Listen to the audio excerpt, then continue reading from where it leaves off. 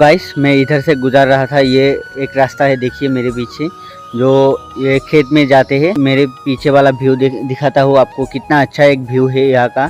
तो देख के मैंने समझा कि आप लोगों को भी दिखाता हूँ, जो विलेज वाला असली वाइब आता है ना, वो ऐसा वाइब आ रहा है यहाँ पे।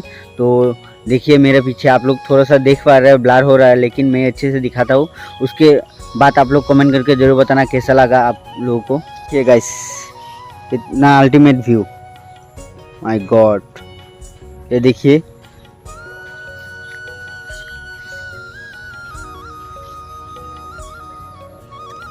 आप लोग देख पा रहे हैं शायद।